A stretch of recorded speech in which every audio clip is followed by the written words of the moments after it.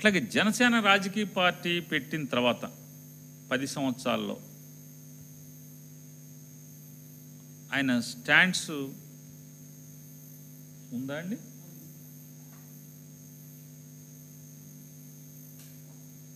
తెలుగుదేశం పార్టీతో పోటీ చేయట్లేదు అంటే మేమిద్దరం వాళ్ళకి ఎలా కావాలంటే మనం పనిచేసే వాళ్ళం, పల్లకీలు మోయాలి. ఇంకా పల్లకీలు ఎంతకాలం మోస్తాం? దశాబ్దాలు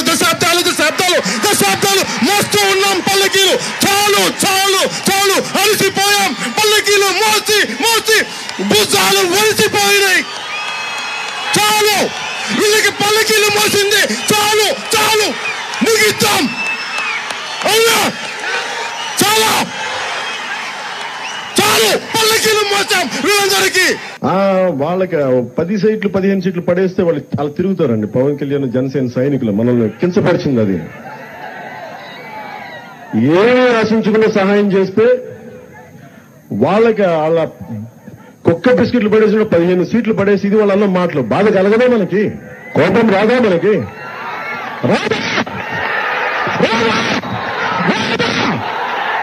వస్తుంది. కానీ అంటే మీరు పడేస్తే భిక్ష వేయడానికి ఏమనుకుంటున్నాం? మేము జన సైనికులు, ప్రజల కోసం పనిచేసేవాళ్ళం. నేను ఇస్తాను మీరు తీసుకోండి, మీరు ఇస్తే మేము తీసుకునే వాళ్ళం కాదు. నేను ముఖ్యమంత్రి కావడానికి సిద్ధంగా ఉన్నాను, సంసిద్ధంగా ఉన్నాను.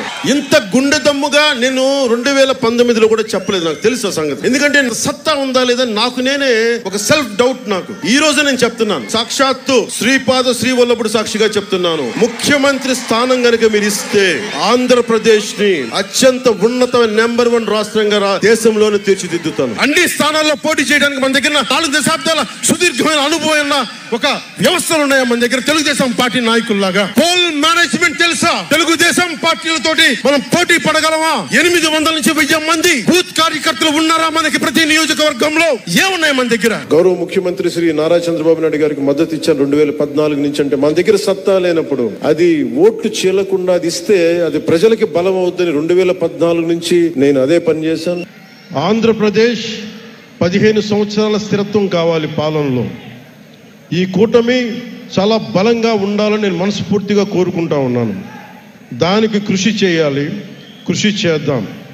చిన్నపాటి తప్పులు ఒప్పులు ఏదైనా ఉంటే దాన్ని నేను కూర్చొని ప్రత్యేకించి అవసరమైతే గౌరవ ముఖ్యమంత్రి నారా చంద్రబాబు నాయుడు గారితో మాట్లాడి వారి తెలుగుదేశం పార్టీతో కూడా మాట్లాడి ఏదైనా తప్పు ఒప్పులుంటే సరిదిద్దే బాధ్యత కూడా నేను ముందుండి నేను తీసుకుంటాను. ఆ మాట మీకు ఇస్తున్నాను.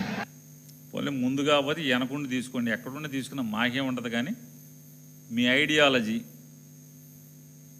దాన్ని ఏమంటారు, మీ నిబద్ధత, మీ ప్రాగ్మటిజం,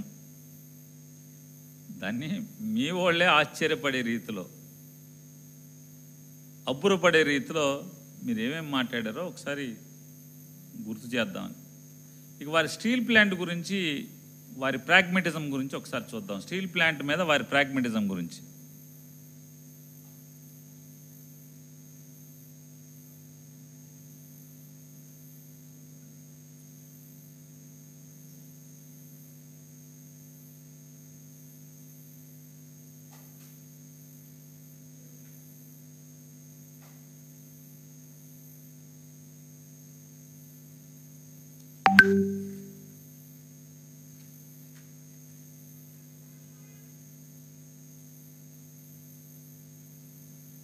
చేతగాని వ్యక్తులు చట్టసభలో కూర్చోవడం దేనికి?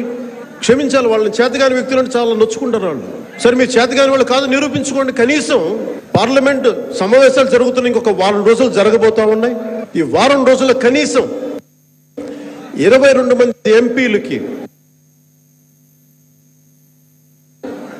వైసీపీ నాయకత్వానికి నిజంగా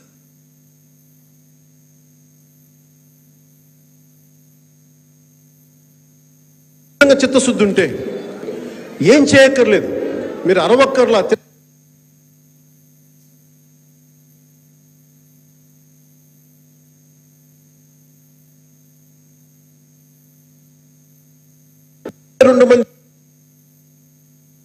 ఎంపీలకి వైసీపీ నాయకత్వానికి నిజంగా చిత్తశుద్ధి ఉంటే ఏం చేయక్కర్లేదు, మీరు అరవక్కర్లా, తిట్టక్కర్లా, తిమ్మక్కర్లా. నిజంగా మీకు రాష్ట్ర ప్రయోజనాల్ని మేము నిలబడతాం. స్టీల్ ప్లాంట్ ప్రైవేటీకరణ అడ్డుకుంటామని కనీసం ఈ ప్లే కార్డ్ పట్టుకోగలరా? అంత దమ్ముందా మీకు పార్లమెంట్లో? మేమేం చేయగలిగామంటే ముఖ్యంగా మన విశాఖకి మీరు కనుక నిలబడకపోయినట్టు ఏం జరిగింది, విశాఖ ప్రైవేటైజేషన్ అయిపోయేది. కానీ ప్రైవేటైజేషన్ ఆపాం మనం. ఏంటి ఆయన చెప్తున్నారు? ఈ ప్లే కార్డ్ పట్టుకోగలరా? అంత దమ్ముందా మీకు? మేమేం చేయగలిగామంటే ముఖ్యంగా మన విశాఖకి విశాఖపట్నానికి ఏం చేయగలిగారు? మీరు కనుక నిలబడకపోయినట్టు ఏం జరిగింది, విశాఖ ప్రైవేటైజేషన్ అయిపోయేది. అయిపోయేది. పవన్ కళ్యాణ్ గారు నిలబడకుండా ఉంటే ప్రైవేటీకరణ అయిపోయేది. కంటిన్యూ చేయండి. ప్రైవేటైజేషన్ ఆపాం. ప్రైవేటైజేషన్ ఆపారు తమరు, అంతేనా? నిన్న చెప్పింది వారు సెలవిచ్చింది. వారు ప్రైవేటైజేషన్ ఆపాము, ఇంకెయ్యో కోట్లు కూడా ఇచ్చామన్నారు. మావాడు రెడీ చేసినట్లేడు. ఏదో ఒక తారీఖున 8,000 కోట్లు, ఇంకొక తారీఖున 3,000 కోట్లు, ఇంకేదో తారీఖున ఇంకేదో కోట్లు ఇచ్చేసామని చెప్పారు. వాస్తవంగా పవన్ కళ్యాణ్ గారు మిగతా ఏం అక్కర్లా, స్టీల్ ప్లాంట్ గురించే మనం మాట్లాడుకుందాం. 14,000 కోట్ల రూపాయలు అప్పులు కడతాకి అవసరం ఉంది అని కేంద్ర ప్రభుత్వం ఒక తీర్మానం చేసింది. చేసి కేంద్ర ప్రభుత్వం 11,400 కోట్ల రూపాయల వరకు మాత్రం మేము అంటే ఆ అప్పులకి ఇవ్వాల్సినటువంటి అప్పులు చెల్లించడానికి కావాల్సినటువంటి నిధులు పంపిస్తాము అని చెప్పని వారు పంపిస్తాము అని చెప్పారు. దానిలో 8,500 కోట్లకు మాత్రం రిలీజ్ చేశారు. ఇంకా 3,000 కోట్లు, సుమారు ఒక 3,000 కోట్లు ఇంకా రిలీజ్ చేయాల్సింది ఉంది. కానీ పవన్ కళ్యాణ్ గారు అయితే రిలీజ్ చేసామని చెప్తున్నారు. కంపెనీ వాళ్ళు అయితే అధికృతంగా అఫీషియల్గా మాకు 3 కోట్లు రాలేదు, 8,500 కోట్లే వచ్చినాయి అని చెప్తున్నారు. ఈ 8,500 కోట్లు దేనికి ఇచ్చారండి? జిఎస్టీ బకాయిలు కడతాకి. వినండి సోకు, మోడీ గారి సోకు, పవన్ కళ్యాణ్ గారి సోకు. జిఎస్టీ బకాయిలు కట్టాకి 8,500 కోట్లు జిఎస్టీ బకాయిలు. అంటే ఎవరు బకాయిలు అయ్యి? జిఎస్టీ కడితే ఎక్కడికి వెళ్తుంది? మళ్ళీ మోడీ గారికి వెళ్తుంది. అంటే ఈ జేబులోంచి తీసి ఈ జేబులో పెట్టుకుంటున్నాడు అనమాట. దీనికి కట్టామని చెప్తున్నారు, స్టీల్ ప్లాంట్ని కాపాడామని చెప్తున్నారు. ఇన్ని 42 విభాగాలని, అందులో అనేక ముఖ్య విభాగాలు కూడా ఉన్నాయి.